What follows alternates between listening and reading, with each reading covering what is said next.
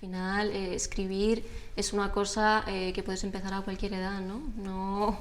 No creo que exista ni una edad en la que seas demasiado joven, ni en la que seas demasiado mayor, y de hecho creo que hay muchísimos ejemplos de ello, ¿no?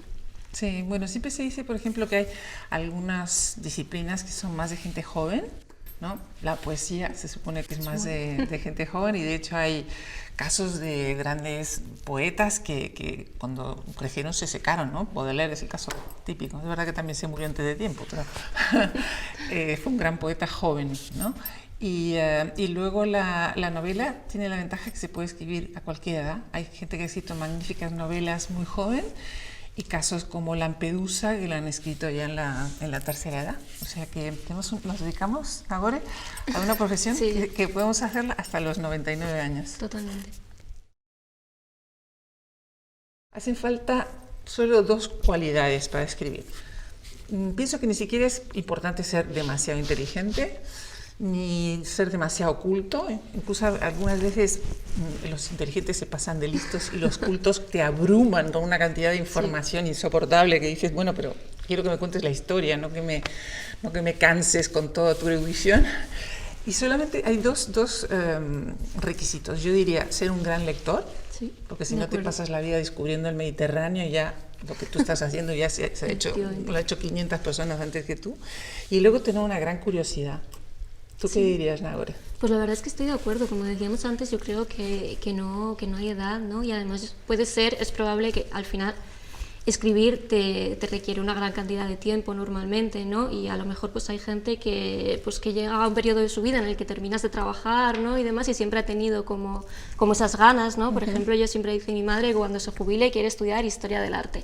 Me parece maravilloso. O sea, a lo mejor es el momento perfecto, ¿no? Para ponerte a hacer eso que has querido hacer siempre. Bueno, yo creo que los escritores en general estamos pasando revalida con cada libro, pero da igual que tengas tu edad, que tengas la mía, o sea, te van a juzgar por tu última novela. Si tu última novela no ha tenido éxito, da igual lo que has hecho antes, ¿no? Incluso hay personas, escritores, que han tenido mucho éxito con un primer libro y luego se han bloqueado y a lo mejor no han vuelto a escribir nada, ¿no?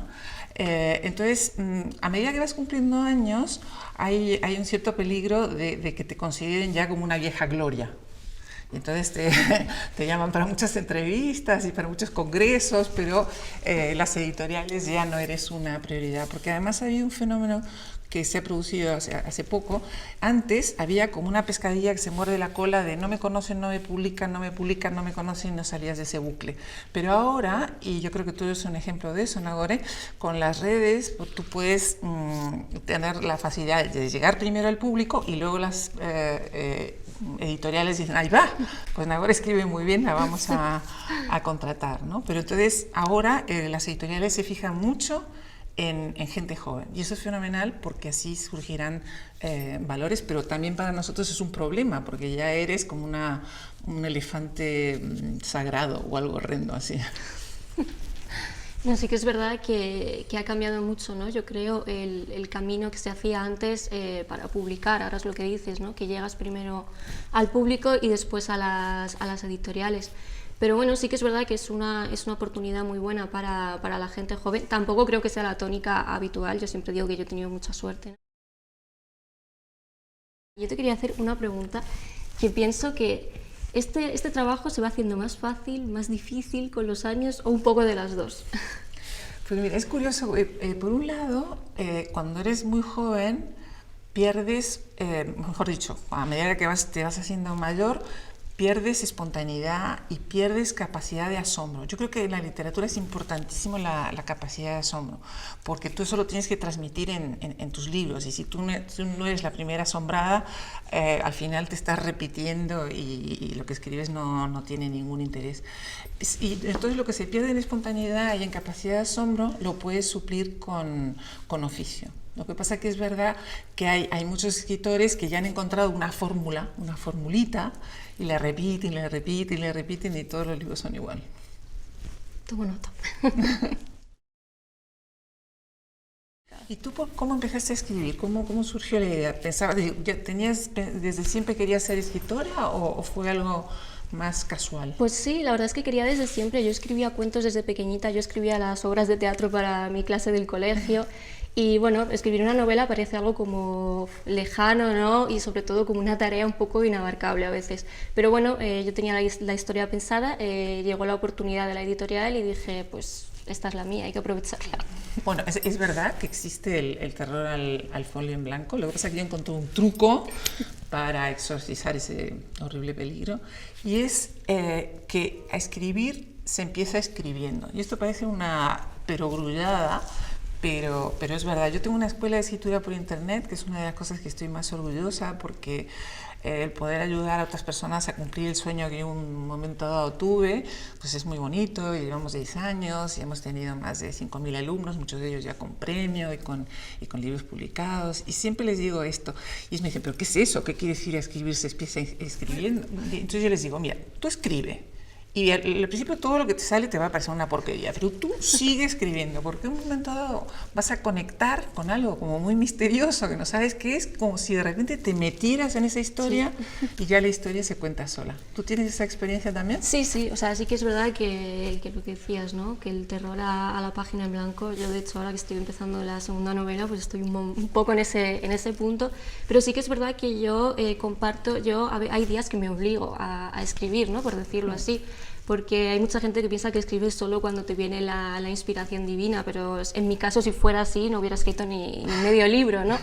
Al final es ponerse a escribir, y sí que es verdad que es lo que dices, ¿no? Que hay un momento en el que pasa algo y estás dentro de la historia completamente. Sí, y no sé si te pasa también que de repente tienes la sensación de que tú eres casi como un amanuense, que estás escribiendo el dictado de alguien que no sabemos quién es, una especie de, no sé, alguien como un maestro de títeres que te va moviendo y que los personajes actúan y haces cosas que tú no preveías y todo lo demás, ¿no? Sí, hay mucha gente, ¿no?, que cuando te preguntan esto, además, no se creen eso de que les dices bueno, es que los personajes cobran vida dentro de la novela, pero es que es completamente cierto. A veces, de hecho, aparecen personajes nuevos, ¿no?, que tú no tenías planeados.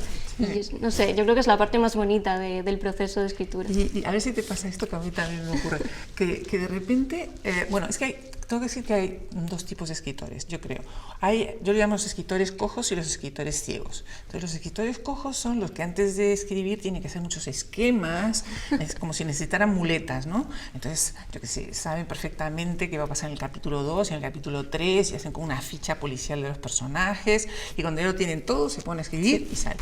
Y después están los escritores ciegos, como yo, que no tienen la más repajolera idea de lo que va a pasar en los libros, y que te conviertes como en la primera lectora y la más sorprendida de lo que escribes. Y entonces a mí me ha pasado alguna vez que, por ejemplo, en el capítulo 3 hay un señor con un perro que cruza la calle. No sé, no significa nada este señor. Bueno, se me ocurrió que había un señor que cruzaba la calle con un perro, pero 20 capítulos más tarde, ese señor con el perro te sirve a ti para solucionar una escena, o se convierte en una pieza clave. ¿Tú eres ciega entonces? No, ¿o eres yo soy coja? coja, sí. Yo había oído, bueno, un poco intermedia diría, pero sí, yo había oído autores brújula y autores mapa, ¿no? Yo la verdad es que puede que sea por el tipo de novela, pero necesito tener el argumento más o menos cerrado para saber qué pistas voy dejando y dónde y demás. O sea, que tú sabes quién es el malo desde el principio. Sí, yo lo sé. Pero sí que es verdad que yo no hago, por ejemplo, ese ejercicio que hace mucha gente de construir los personajes con fichas y demás. Sí que es verdad que, por ejemplo, dedico mucho tiempo a tener muy claro la labor de documentación, ¿no?, por el tipo de novela y demás. Pero luego es lo que te decía, con que tenga el argumento muy, muy claro, me voy dejando llevar. Pues eso es justo al revés. En las novelas policíacas que he escrito, me acuerdo de uno que se llama Invitación a un asesinato, y que era como una especie de homenaje a Agatha Christie, porque yo creo que Agatha Christie es una grandísima escritora, sí, o sea, no solamente de novela negra, sino de novela en general. Y entonces llevaba como 200 páginas y yo tenía un asesino, y de repente digo, Carmencita, vas a la catástrofe, porque esto te lo van a pillar inmediatamente. Así que tuve que volver y cambiar un montón de cosas y convertir a otro en el asesino. Y luego me di cuenta de que había cantidad de claves que ya apuntaban a ese asesino, ¿sabes? Es que es muy extraño. La verdad que sí, yo la verdad es que lo envidio un poco, ¿no?, esa capacidad. Yo creo que si me pusiera directamente con el folio en blanco sin saber lo que va a pasar, ni siquiera sin tener un poco la idea, probablemente sería una catástrofe. Sí, no, por eso son dos escuelas. Sí, totalmente. No, quería preguntarte si, yo, por lo menos en mi caso, yo lo primero que escribí fue bastante autobiográfico. En tu caso no es así, porque es una novela negra, o tiene algunos elementos autobiográficos. Pues la verdad es que sí y no, pero sí, porque al final la novela está narrada en primera persona, la protagonista comparte muchas cosas conmigo y de hecho yo creo que la pregunta que más me han hecho en todas las entrevistas es ¿cuánto compartes tú con la protagonista? ¿Hasta qué punto es autobiográfico?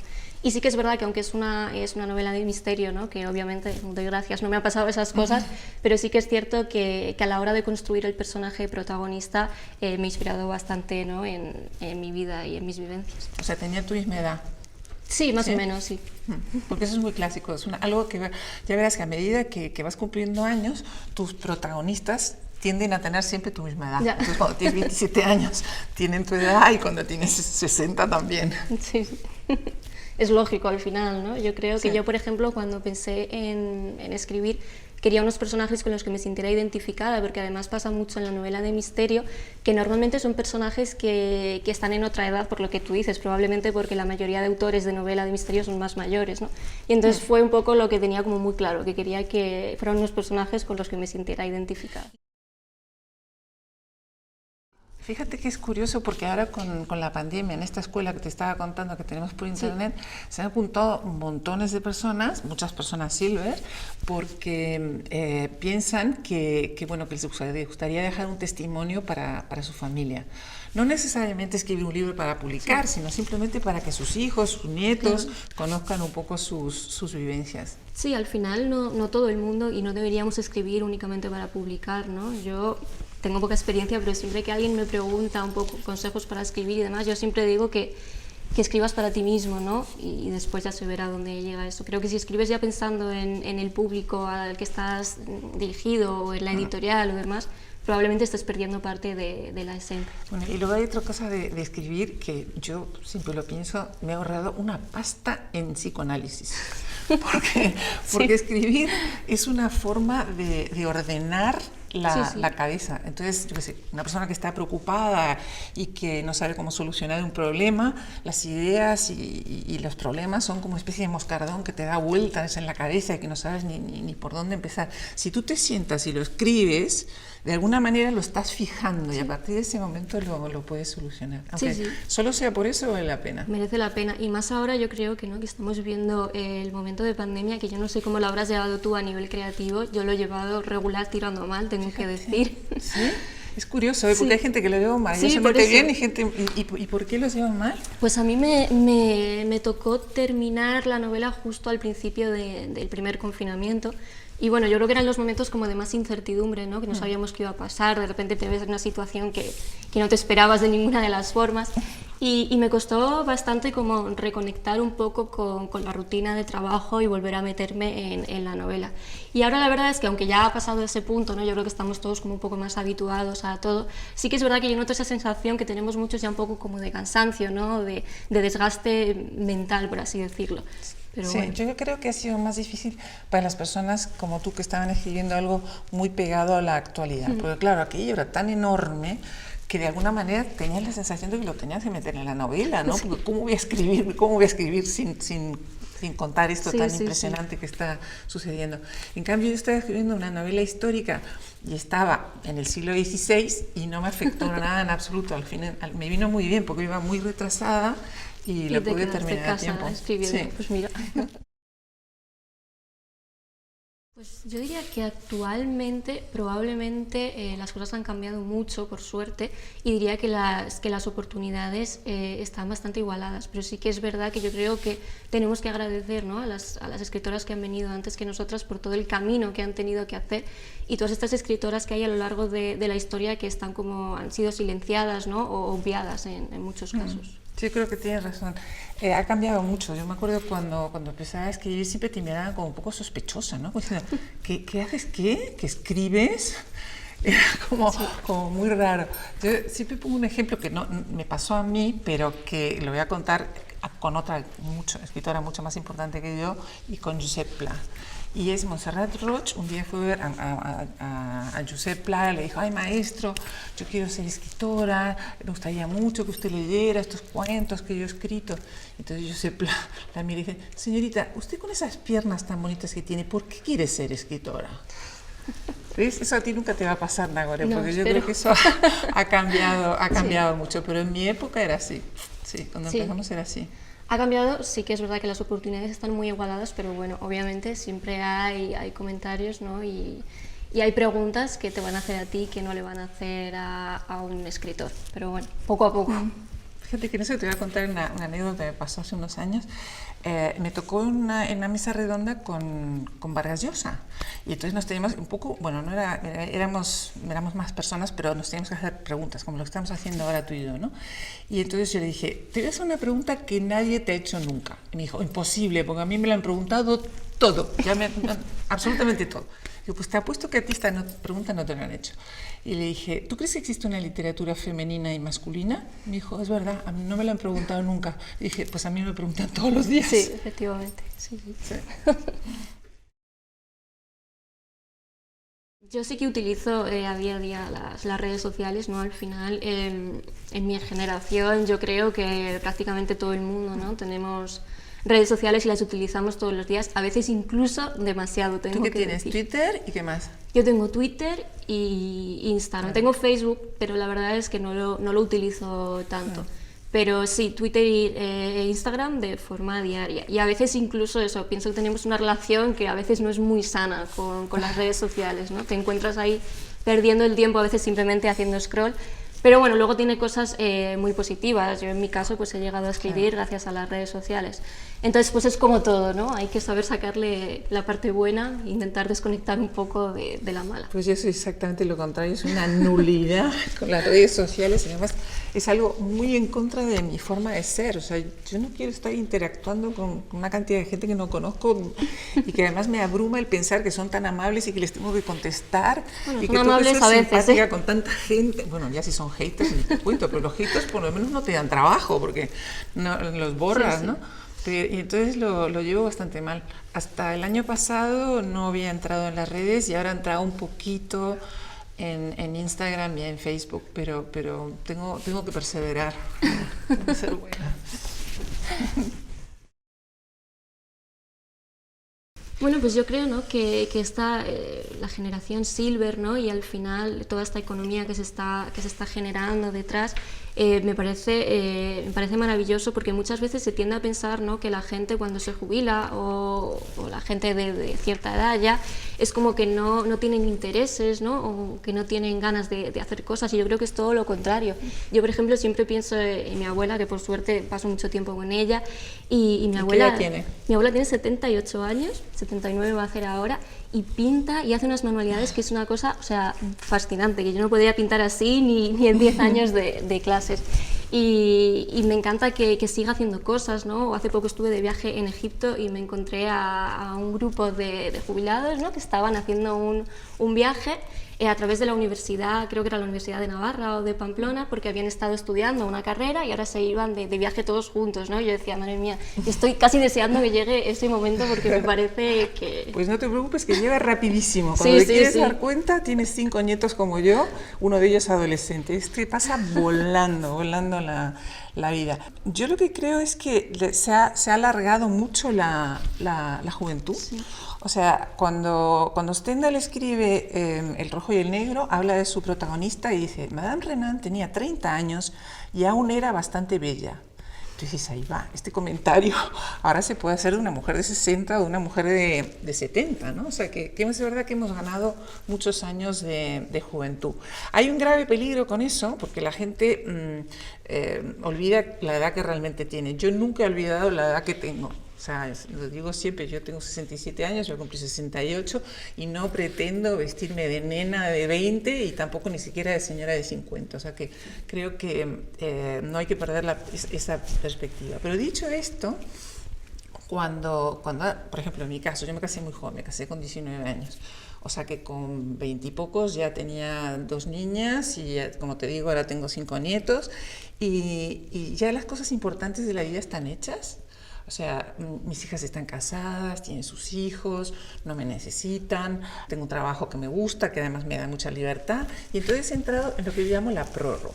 La prórroga quiere decir que antes yo era una enferma que nos pasa a las mujeres. Las mujeres tenemos una frase que repetimos sin parar. Tú creo que todavía no se entraron en esa fase, pero entrarás. Es tengo que. Tengo que ser la mejor madre, tengo que ser la mejor esposa, tengo que ser la mejor cocinera, tengo que ser la mejor escritora, tengo que. Bueno, pues yo ahora no tengo que nada, sino simplemente hacer las cosas que me gustan. Un poco como eso que contabas de tu abuela. O sea, que si me quiero hacer un viaje a Egipto, me hago un viaje a Egipto. Que si quiero, me da igual bailar tango, ahora me he apuntado a bailar tango en la prórroga. Así que es muy agradable esta etapa de la vida. Y yo creo que además es un momento, ¿no?, en el que ya tienes una experiencia vital que te quita inseguridades y cosas que te cargan mucho, ¿no? A lo mejor cuando eres joven y te sientes, yo creo, más dispuesto a lo mejor a hacer muchas cosas que antes no te atrevías a hacer, ¿no? Sí, por eso que te digo, porque como ya las cosas importantes están hechas, puedes hacer lo que antes no te permitías porque tenías que estar haciendo esas cosas importantes. Pues sí. Justo venía leyendo en el coche de camino aquí tu artículo precisamente para Vida Silver sobre el tema de la juventud, ¿no?, y del miedo que tenemos a envejecer, y que al final, pues, una frase que recuerdo, ahora mismo no recuerdo el autor, que decía que todos queremos llegar a viejo, pero nadie queremos serlo, ¿no? Exacto. Sí, lo cual es una contradicción sí, absurda, totalmente. Pero debo decir que es una etapa fantástica de la vida. Cuando eres muy joven dices, no, qué horror, yo me quería morir a los 30, te diré. Sí, yo cuando era pequeña me quería morir a los 30 porque pensaba que nada muy interesante podía pasar después. Ahora lo he ido retrasando, claro. Pero de todas maneras, cada época tiene su belleza, pero siempre teniendo en cuenta qué edad tienes en realidad. O sea, no intentarle hacerle trampas al calendario. Yo tengo 67 años y ya está, y no pasa nada.